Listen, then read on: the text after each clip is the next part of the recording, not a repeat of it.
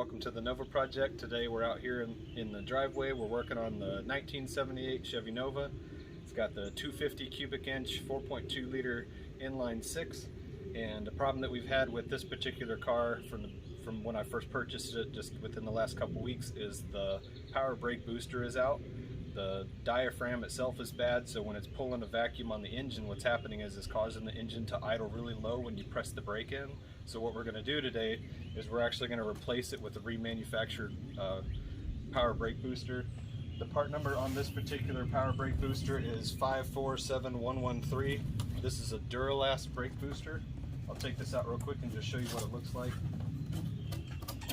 I've not installed this on the car yet, so this is going to be what we're going to work through as we go through this today. So this is the power brake booster. Some of the cars, some of the Novas are equipped with the power brake booster and some just have the master cylinder. This particular car has front disc brakes and rear drum brakes. So the brake booster, this is the vacuum line that I mentioned we'll take a look at that's inside the car. There's a couple bolts on the front that you have to take the master cylinder off, and there's a pin that holds the rod from the back of the brake booster inside the car underneath the dash. There's a couple bolts on each side that hold the actual brake booster to the firewall. All of those bolts are 9/16, so it's a lot harder to get into the area that we're going to be working on with a socket set. So today we're actually going to use a wrench. So I've got an open-in and a box-in 9/16 to use to take the bolts off. We're also going to need to take a measurement on the rod on the back of the brake booster. When we pull the stock one out, we're going to take a measurement on it and see how long that rod sticks out. So what we're looking at is the length of the rod on the back here.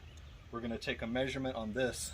Now we know that the firewall is going to have to hit at the same location here as it does on the stock brake booster. So what we're going to do is we're going to measure from the bottom of this metal plate here to the opening where the hole is on the rod that comes out of the back of the brake booster, and we're going to check the length on this and make sure that they're both the same length before we do the install on that. If you change that, if you change the length of that rod, then your brake is going to be at a different length underneath the dash. So what's going to happen is when you push the brake and your tail lights come on, there's actually a little button underneath the dash that pushes on the brake arm itself, where the brake comes down to the floor where you're pushing the brake in. And when that arm has the rod that comes from the inside of the firewall from the brake booster, and when you push on the brake, it pushes that brake booster arm in, but there's also a little tab on the brake on the top of it, and that little button gets pushed when the brakes come off, the brake lights come on. So when you push the brake in, the lights come on when the little button pops out. So the problem with that is if you change the length, if you change the position of this arm, it might be so close that even when you release the brake, you're not letting the button go enough, and the brakes are going to be on all the time. So what we're going to do is we're going to take a measurement on that to make sure that the measurement's right. On the inside, where this little arm comes in, that we were talking about a second ago, where this little arm comes in, there's actually a pin that goes through the arm from the brake. It goes through this rod, and then there's a cotter pin on the other side. So what we're going to need to do is take either our long or our short needle nose pliers and pull that cotter pin out first, and then we can take the big pin out, and that's going to release the rod on the brake booster itself. And once the rod's loose, we can take the master cylinder off the front with the front two bolts, and then we'll take the other bolts off of where the brake booster is mounted to the firewall, and that whole brake booster is going to come out. We'll release the air line that goes to the vacuum hose on the brake booster, and we'll just leave the other end of the air line attached. We don't need to mess with that right now. So here we are underneath the dash. So this is where the brake pedal is. So we're up underneath the dash right here. This is the floorboard. There's your gas pedal. There's your brake pedal. So we're going to come up the brake arm here, and what we're looking at is up in the top underneath here. We're working on this particular, this is the arm, that's the brake booster arm that's actually coming through the firewall that I mentioned earlier. That's the end of the brake arm, and then under here, that right there, that's the cotter pin that I mentioned that we're going to pull. So I'm just going to take a pair of needle nose pliers and pull that out. Also wanted to show you, this is that electronic part right here, the little button I was mentioning, that's the brake light. So right now this button is pushed in, so the car knows that the brakes have not been pushed. But once I push this in, you can see the button pop out. So the lights on the tail lights would actually be turned on right now. So they're off. Now the tail lights would actually be on. So that's how the brake lights work. So the length of that rod determines when that button is pushed. So we don't want to mess with that. So that's why we're going to make sure that we put the brake back in the same place that it was before, with making sure that that rod is the right length. So I'm just reaching up in here. There's that cotter pin, so that's pulled out now. Now I can take and get the brake booster off of that arm. So now you can see that that's just free. The pin is not on there anymore. The arm to the brake booster is not on there anymore. So the pin is separate. So now the brake pedal moves freely. So we're done on this side. So we're going to move out of the inside of the car and go up underneath the hood and start working under the hood. We're up underneath the hood right now, and this is what we're looking at to work on. This is the master cylinder that's on the front. This is what's got this cover on it right here, and it's got these brake lines going to it. And then behind it, actually hand painted in gold, somebody must have spray painted this, the original power brake booster is right here. So that's the black thing that we had in the box that we were looking at earlier. This is the air line coming off the side right here. So we're going to pull this air line off. The bolts are on either side, the two front bolts. So there's a bolt right here, and that's a 9/16 that I mentioned before, and there's another bolt that's right here, and that's also a 9/16. So what we're going to do first is we're going to take these two bolts out. I'm going to go ahead and loosen those two bolts, and then we'll be able to take this front off.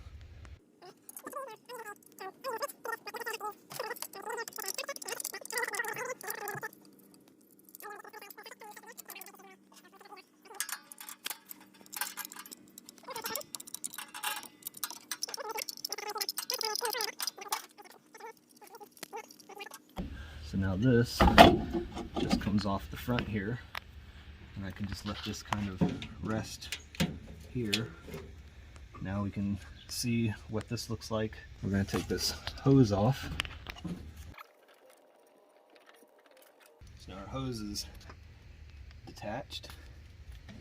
Next part's going to be a little bit more tricky because we have to be able to get down up against a firewall here to get the other 4 nuts off.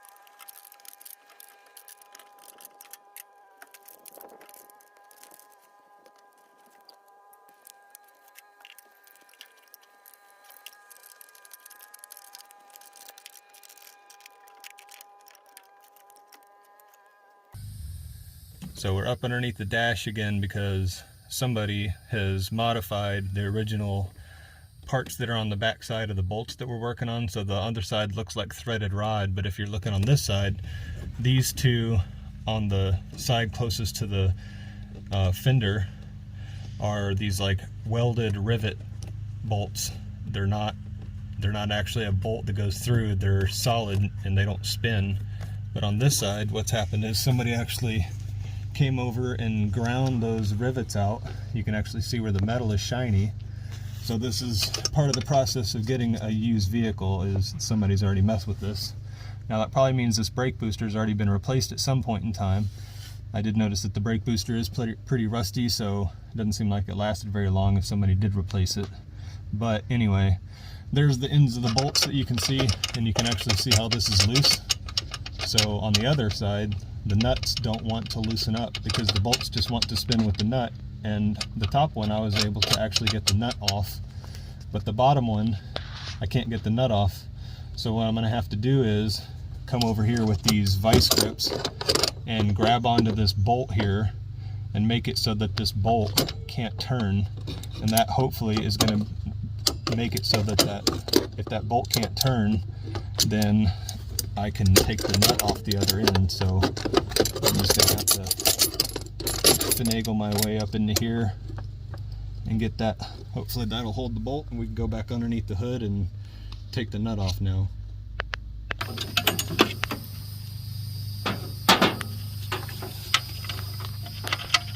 So that did it.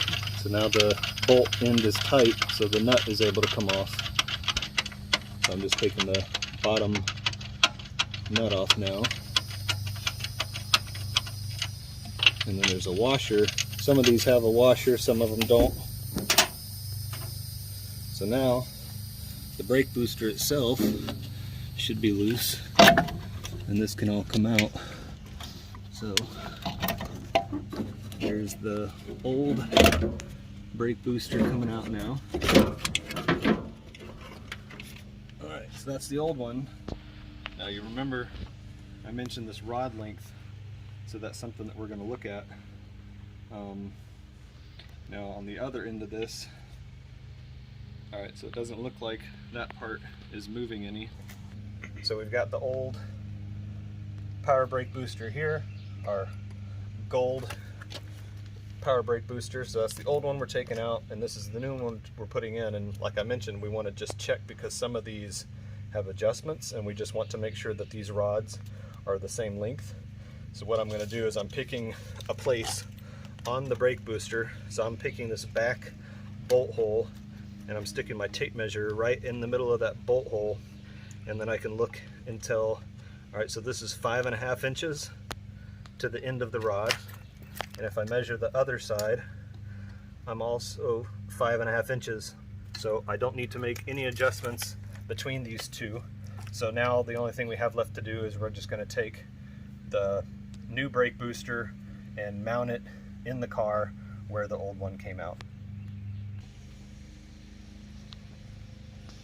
Alright, so we're going to install the new brake booster. I'm just checking up against the firewall just to see if there's anything that I need to watch out for that it'll pinch, but it looks pretty open, so you should be able to just get this in here.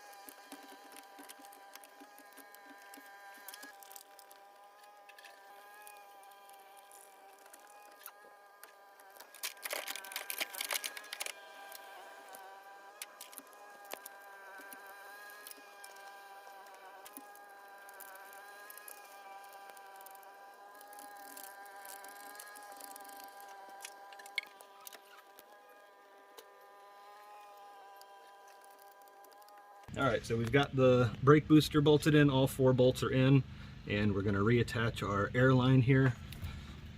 That's the vacuum line that comes off the motor. And we're going to reattach the master cylinder here, that's what's on the front right here. We're just going to reline the bolts back up where they were. Just slide all this back on.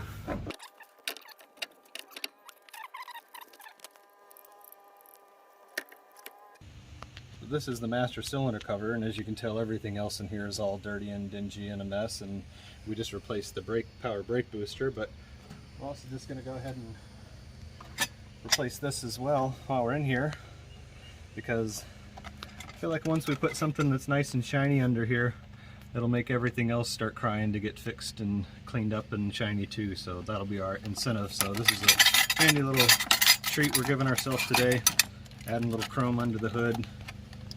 So we'll just pop this off. This isn't a big job just to take this top cover off.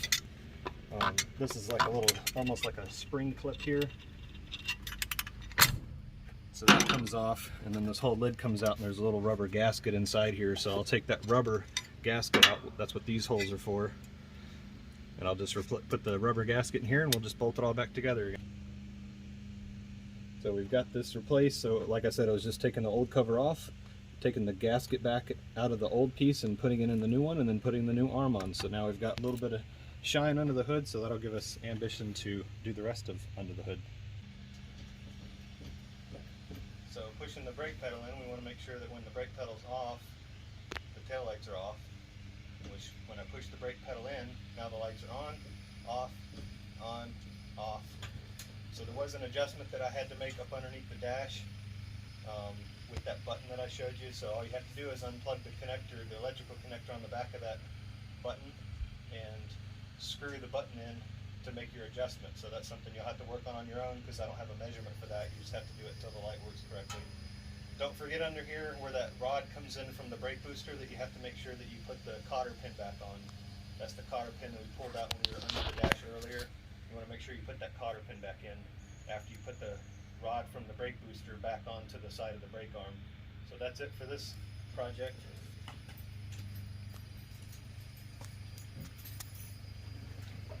So we've done a replacement on the brake booster, and once we get the car up and running, we'll get a better idea on the difference in the brakes and how the brakes work. So thanks for taking the time to watch. Make sure you subscribe to the channel. Please like the video, comment on the video. Hopefully the video helps you if you're doing this kind of project, and I'll have links in the description for the parts.